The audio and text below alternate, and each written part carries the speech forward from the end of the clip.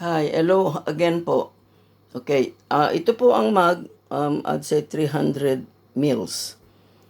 Iniinom ko po yan ng mainit with honey. Maski na po isang kutsarita.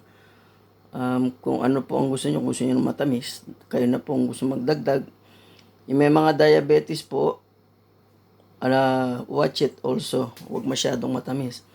So, sa pagka po nangangati at inuubo, ay nangangati ang lalamunan at inuubo, mag-iinit po ako nito, about this much.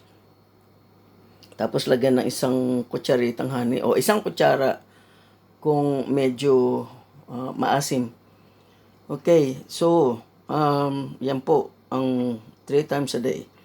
Ngayon sa umaga, na-discover ko na it's nice na shake ko muna. Okay?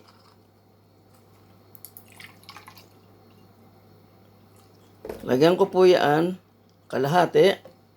Tsaka lagyan ko ng orange juice para medyo naman masarap-sarap. Okay? That's it. No, ayan po, sa umaga. Pag nararamdaman po ninyo na medyo na-upset ang tiyan, you have to be mindful. Dilute nyo po ng tubig, yeah? So, I'm sure makukuha na ninyo yung benefit niyan. Basta, pakinggan po ninyo kung ano sinasabi ng inyong katawan. Pero so far po, yan ang ginagawa ng mga tao, 3 times a day. Tapos ito, kung gusto niyo nung i-dilute ng orange juice, masarap. Manamis-namis. Siguro para makaiwas na lang din sa honey o asukal.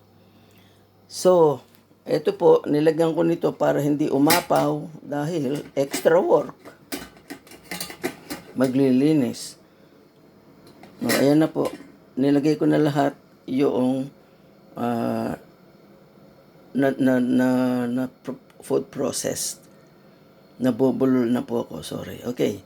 So, pakukuluan ko na lang po yan at least half an hour, high heat.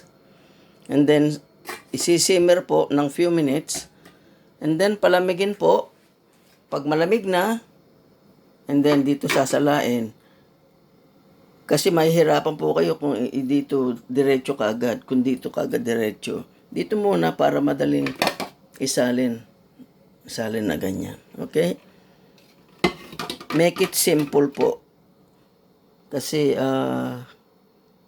matataranta lang kayo. Yan o, very simple lang. Diyan lang po, yan muna. And then transfer sa mga botelya.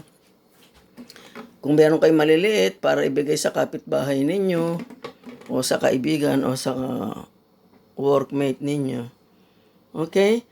So, I think andyan na po yung procedure niyan. Maghihintay na lang po ako na 30 minutes pakukuluan ko sa malakas na apoy, tsaka po at least mga 15 minutes sa mahinang apoy.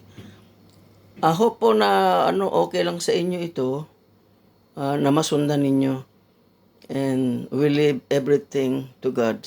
Okay? Get well soon.